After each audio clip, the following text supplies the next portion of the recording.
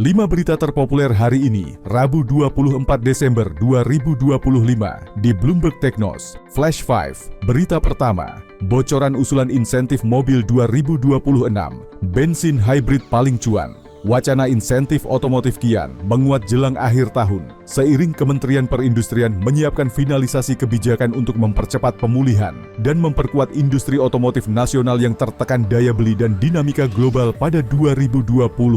Pembahasan maraton antara Kemenperin, Gaikindo, dan para produsen mengerucut pada dua opsi stimulus, mulai dari pembebasan PPNBM atau PPN untuk mobil ICE, hybrid, BEV, hingga kendaraan niaga dengan batas harga tertentu yang rencananya diumumkan setelah libur Natal. Insentif ini dinilai berpotensi menggeser preferensi konsumen kembali ke ICE dan hybrid yang lebih terjangkau dan praktis, sekaligus menjadi penyangga industri otomotif konvensional di tengah lesunya penjualan mobil 2025 dan tekanan disrupsi kendaraan listrik.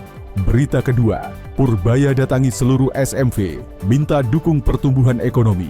Menteri Keuangan Purbaya Yudi Sadewa mengunjungi sejumlah perusahaan Special Mission Vehicle (SMV) seperti SMI, LPEI, dan PII untuk mengoptimalkan peran BUMN pembiayaan tersebut dalam mendorong pertumbuhan ekonomi ke depan. Kunjungan ini dilakukan untuk mengenal langsung jajaran direksi, sekaligus mengevaluasi kinerja SMV agar dapat lebih aktif membantu pembiayaan sektor strategis di luar fungsi fiskal rutin pemerintah. Purbaya juga mempertimbangkan perluasan peran PT Geodipa Energi untuk memasok gas industri dengan harga lebih murah, sebagai upaya menekan biaya energi dan mendukung kawasan industri nasional. Berita ketiga, BGN didesak untuk diaudit bagikan MBG saat libur sekolah. Celios mendesak audit menyeluruh program makan bergizi gratis MBG karena tetap dijalankan saat libur sekolah dinilai tidak rasional, minim manfaat bagi siswa, dan berpotensi memboroskan anggaran negara hingga triliunan rupiah. Besarnya dana yang terserap selama libur sekolah, potensi kebocoran anggaran, serta kualitas menu yang dinilai di bawah standar menjadi sorotan, termasuk dugaan kepentingan operasional dapur SPPG yang tetap berjalan karena kontrak. Celios juga mempertanyakan mekanisme distribusi MBG yang menambah beban biaya bagi keluarga, sehingga audit independen dinilai penting untuk memastikan transparansi, efektivitas, dan keadilan penggunaan uang publik. Berita keempat, Malaysia mau bangun jembatan sampai ke RI, waktu tempuh 40 menit. Pemerintah negara bagian Melaka, Malaysia, berencana membangun jembatan sepanjang 47,7 km yang menghubungkan Pengkalan Balak ke Dumai, Riau, dengan waktu tempuh sekitar 40 menit dan kajian awal proyek akan dimulai Januari 2026.